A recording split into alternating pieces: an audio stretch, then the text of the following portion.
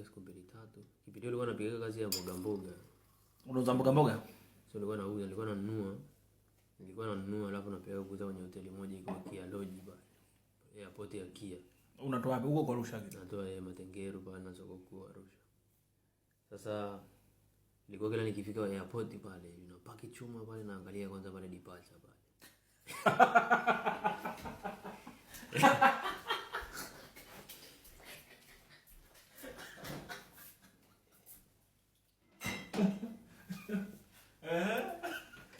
Naangalia watu wanaenda.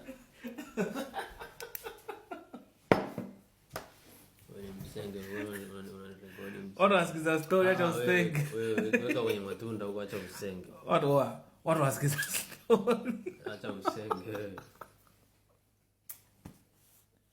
Wao wao wamenjengesha kisenge. Niko pale departure mzee.